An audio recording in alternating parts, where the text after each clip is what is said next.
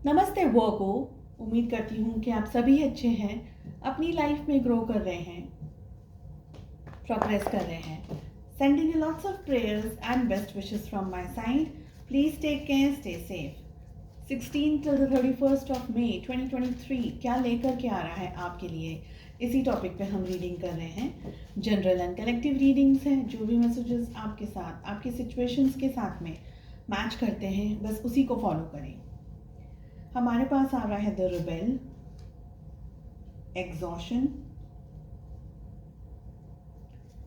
Abundance, isolation and schizophrenia की energy.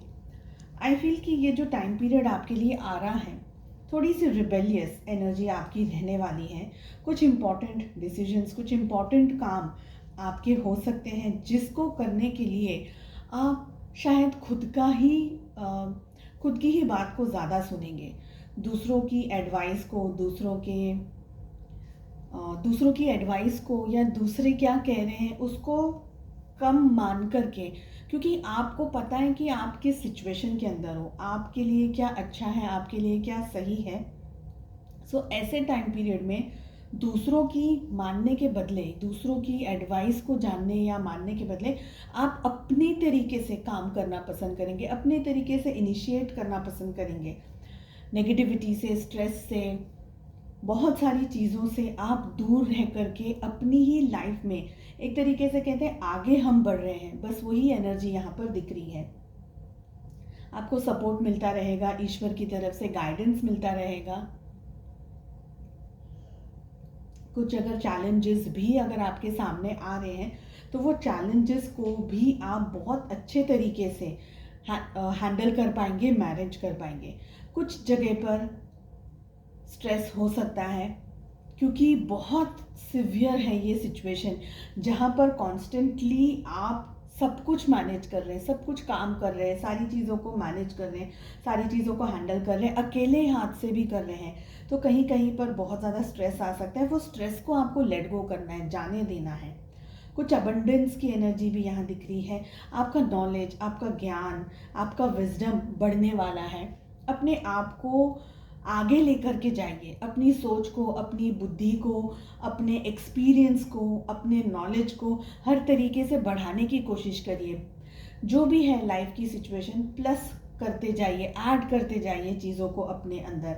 अगर आप जो कर रहे हैं, सपोज उसमें से कुछ काम नहीं हो पा रहे हैं, या अगर आप 5 काम करने की कोशिश कर रहे हैं लेकिन 2 में ही सक्सेस मिल पा रही है, तो that is also growth, that is also progress. तो 3 नहीं हो रहे, उसका दुख मनाने के बदले जो 2 काम आपके अच्छे तरीके से हुए हैं या हो रहे हैं, उसके अंदर आपको कॉन्फिडेंस रखना है, उसके अंदर आपको हैप्पीनेस रखनी है। बहुत ही कोल्ड मत हो जाइए अपने लिए, बहुत ही स्ट्रेस मत उठा लीजिए अपने लिए, ये सोच करके कि मैंने अपने आप को टेंशन में मत डालिए, अपने स्ट्रेस लेवल को मत बढ़ाइए। और थोड़ी एनर्जीज ऐसी रहेंगी जहाँ पर आपको कन्फ्यूजन हो सकता है, जहाँ पर आपको ये हो सकता है कि मुझे एग्जैक्टली क्या करना है मेरी लाइफ में, मुझे कहाँ जाना चाहिए, मेरे लिए क्या चीज़ें सही हैं।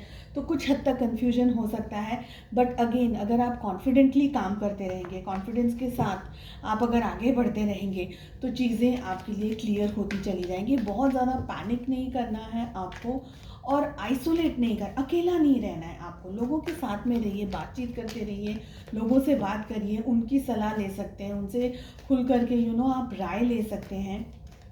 ठीक है, थोड़ा कन्फ्यूजन बना रहेगा, इसलिए माइंड को क्लियर रखने की कोशिश कीजिएगा। चलिए देख लेते हैं आपकी लव लाइफ कैसी रहने वाली है इन दिनों। 2 कार्ड्स हम आपकी एनर्जी के लिए पुल कर रहे हैं, 2 आपके पार्टनर की एनर्जी के लिए, और 2 हम पुल कर रहे हैं रिलेशनशिप की एनर्जी। सो आपकी एनर्जी में हमारे पास में आ रहा है 3 of pentacles with the hanged woman. आपके पार्टनर की एनर्जी में आ रहा है the hierophant with 10 of wands. Relationship की एनर्जी आ रही है S of pentacles with 10 of cups. अगर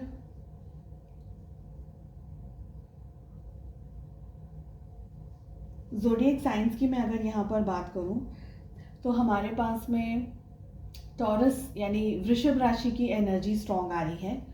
इसके बाद में हमारे पास में आ रहा है टॉरस, वर्गो, कैप्रिकॉर्न, वृषभ, कन्या और मकर राशि। We have Cancer, Scorpio, Pisces, कर्क, वृश्चिक और मीन राशि। And we have Aries, Leo, Sagittarius, मेष, सिंह और धनु राशि। आई फील कि आप कुछ स्टक एनर्जी के अंदर हैं और ये रिलेशनशिप के अलावा कुछ और भी है आपकी लाइफ में जो कि आप बैलेंस करना चाह रहे हैं। एक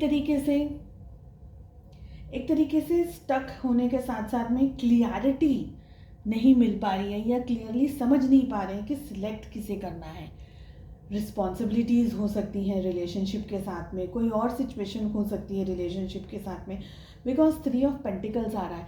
बहुत ज़्यादा मेहनत करनी है इस रिश्ते को बनाने के लिए, इस रिश्ते को आगे लेकर जाने के लिए, इस रिश्ते को चलाने के लिए बहुत ज़्यादा मेहनत, बहुत सारा संयम रखने की ज़रूरत है। कहीं कहीं पर आपके पास में कन्फ्यूजन है, डाउट्स हैं, चीज़ें आपको क्लियर अप करनी है, लेकिन जब आप क्लियर करना चाहते हैं आपके पार्टनर नहीं चाहते। जब वो आगे शुरुआत करते हैं किसी चीज़ की तो आप नहीं कर पाते। आप दोनों की लाइफ में जैसे कि किसी पर्सन का या किसी सिचुएशन की वजह से आप लोग दोनों के रिलेशनशिप में इश्यूज हैं। शादी हो सकती है, मैरिज के लिए अप्रूवल नहीं मिल रहा हो, आपके पार्टनर किसी स्ट्रेस या किसी टर्मोइल से गुजर रहे हैं, जैसे कि आपके पार्टनर की जो फैमिली है वो सपोर्ट नहीं कर रही है। वो ये रिश्ता चाहते हैं लेकिन किसी भी तरीके से कमिटमेंट देने की उनकी ताकत नहीं है, उनकी क्षमता नहीं है। आपके पार्टनर पे स्ट्रेस है, बर्डन है, फैमिली का प्रेशर हो सकता है, सोसाइटी का प्रेशर हो सकता है, कोई और तरीके की सिचुएशन हो सकती है जिसकी वजह से आपके पार्टनर इस रिलेशनशिप में कमिटमेंट देने से या तो घबरा रहे हैं या कमिटमेंट देने के लिए उनको इश्यूज आ रहे हैं।